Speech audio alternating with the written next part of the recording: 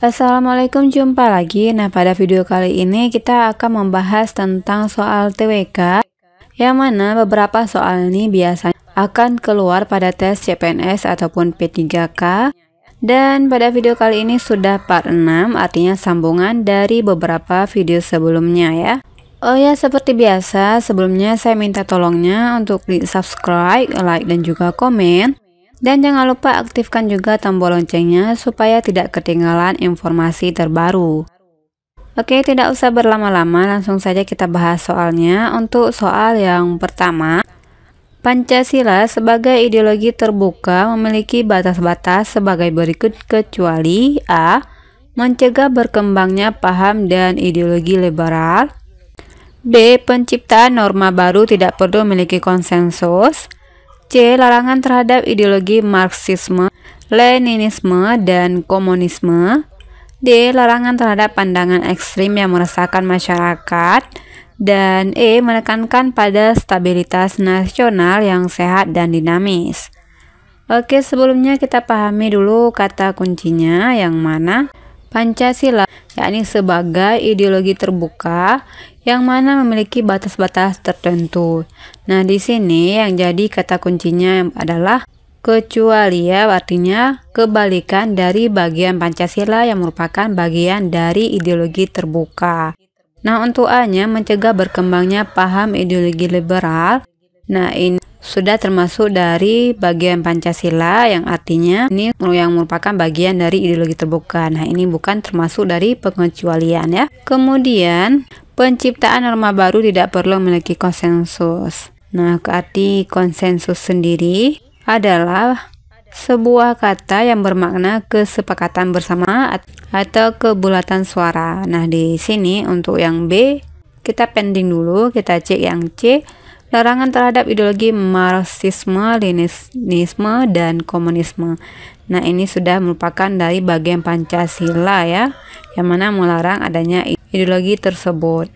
Kemudian yang dilarangan terhadap pandangan ekstrim. Nah, ini juga oke. Kemudian yang E menekankan stabilitas nasional, menekankan. Nah, ini juga bagian dari Pancasila yang merupakan sebagai ideologi terbuka. Nah, di sini jadi jawaban yang tepatnya adalah yang B ya, yang mana penciptaan norma baru tidak perlu memiliki konsensus. Artinya ini bagian dari kecuali.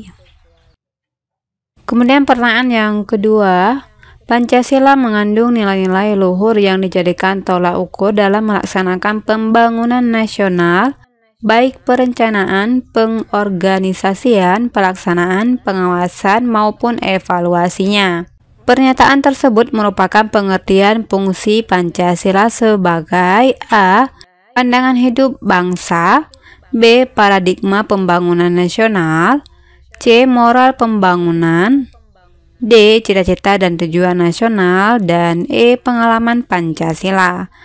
Oke, di sini kata kuncinya adalah tentang Pancasila. Ini masih bagian Pancasila yang mana mengandung nilai luhur tolak ukur dalam melaksanakan pembangunan nasional ya, pembangunan nasional. Ini baik ini secara perencanaan, pengorganisasian, ini bagian-bagiannya ya, pelaksanaan dan pengawasan, dan juga terakhirnya evaluasinya. Nah, di sini yang jadi pertanyaannya adalah tentang pernyataan tersebut yang merupakan bagian dari fungsi Pancasila.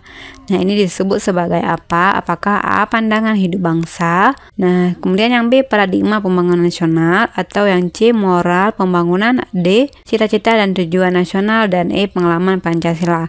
Nah, jika kita baca dari A sampai E, ini semuanya mendekati ya, artinya sudah termasuk juga dalam bagian fungsi Pancasila. Nah, di sini yang harus kita pilih adalah yang mana yang paling tepat dan paling mengarah pada kandungan nilai-nilai luhur yang mana menjadi tolak ukur dalam melaksanakan pembangunan nasional. Oke, di sini kita cek jawabannya. Nah, jawaban yang benarnya adalah moral pembangunan. Sini adalah Pancasila mengandung nilai luhur yang merupakan dari moral pembangunan, di mana dalamnya termasuk adalah perencanaan, pengorganisasian, pelaksanaan, pengawasan, dan juga evaluasi. Ini sudah bagian yang mana merupakan moral pembangunan nasional. Oke, kita lanjut pertanyaan nomor 3.